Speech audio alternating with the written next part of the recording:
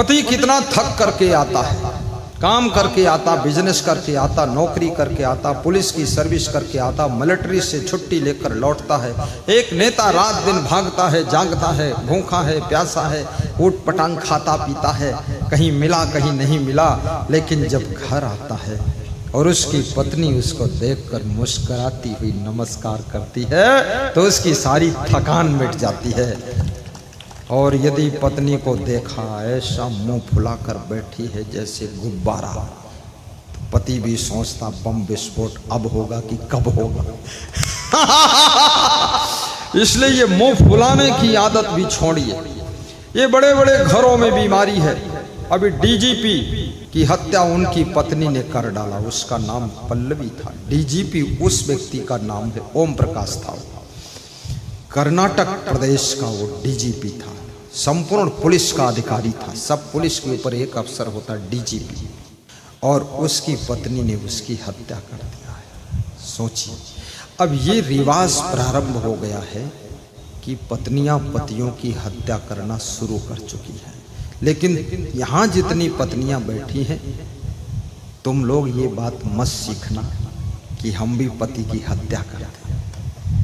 आपको यदि पति की जरूरत नहीं है तो पति से तलाक लीजिए, छोड़ दीजिए, जिंदा रहने दो उसको, मारो मत, बेचारे को छोड़ दो, मेरे पास आ जाए, मेरा संचालन करेगा, भजन गाएगा, जिंदा रहेगा, रूखी सूखी रोटी हम खाएंगे, उसको भी खिलाएंगे, तो फिर मेरे साथ। तो कबीर साहब कहते रूखा सूखा खाई के ठंडा पानी पीऊ, और देख पराई चुपड़ी मत ललचावे जीव। पर मेरे साथ ये साखी लागू नहीं होती। मेरे साथ में तो दही चूड़ा खाई के, और रसगुल्ला बर्फी खाई के, और जलेबी हलवा खाए के, पानी बिल्कुल मत पीऊ। और खीर पूड़ी खाए के, पराठा और 4 सब्जी खाए के मुस्कुराता रहे जीव। पानी क्यों पीऊ?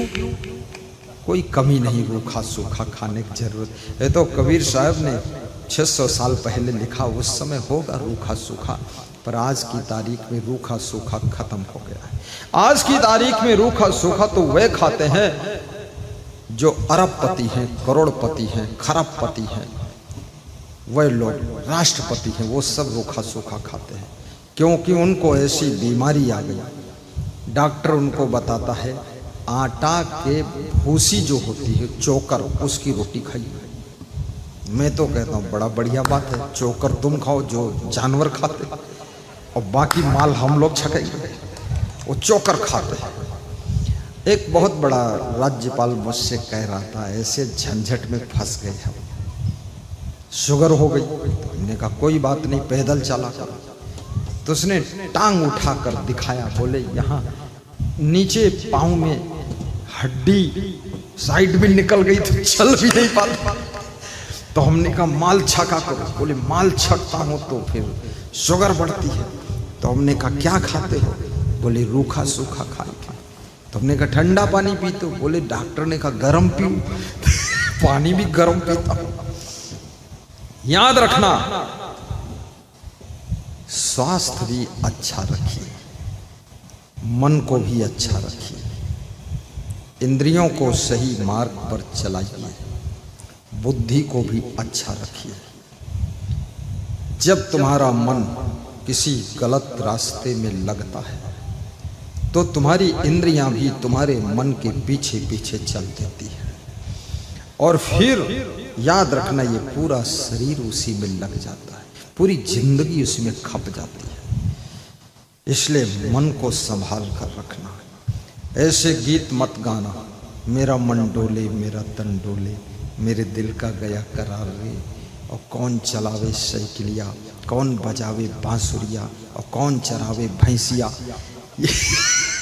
ये सब गीत मत गाइए कि गोटेदार लहंगा निकलूं जब डाल के, और छुरिया चल जाए मेरी मत वाली चाल पे। ऐसे ऐसे नालायक लोग गीत बनाते हैं जिसको सुन करके आधे लोग तो ऐसे ही घायल हो जाते हैं, और बहुत सारे लोग उसे बार बार सुनते हैं, बेडरूम में बेड पर पड़े रहते हैं कि छुरिया कब चलेगी, मैं कट जाना चाहता हूं।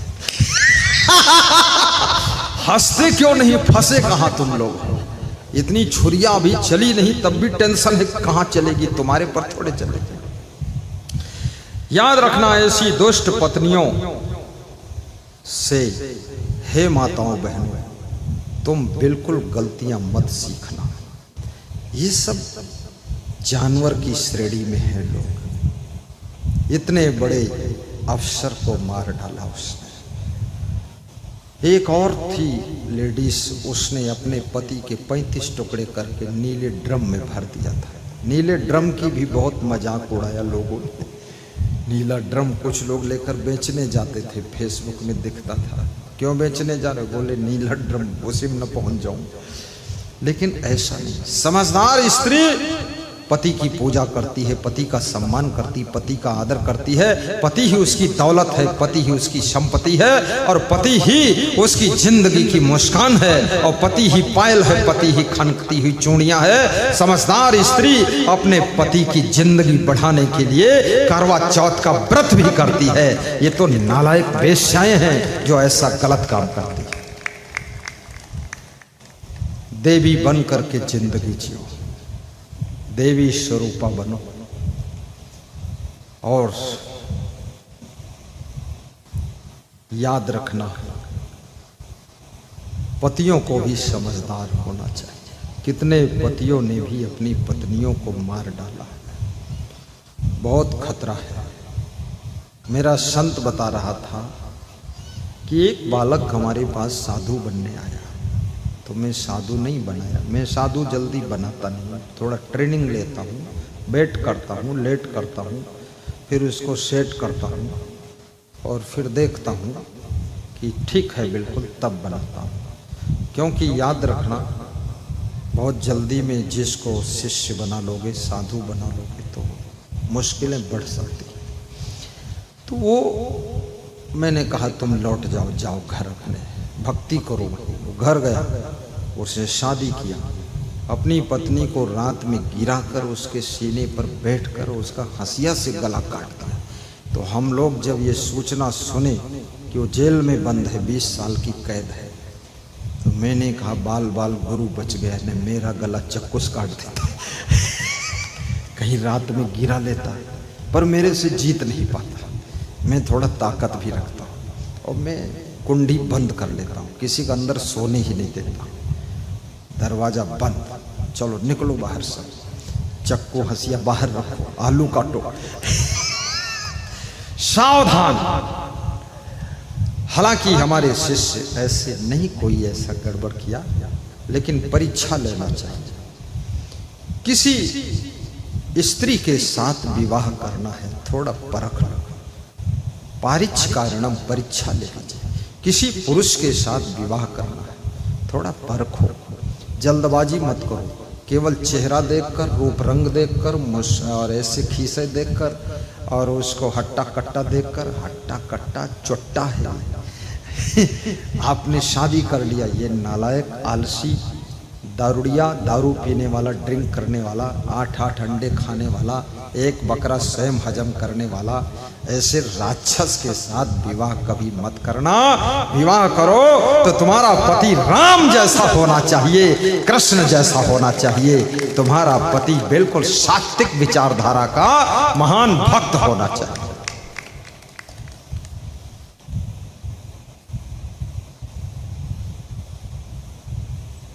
साहिब बंदगी बोलो। साहिब बंदगी क्या सुना रहा था, सब भूल गया, इधर उधर हो गया।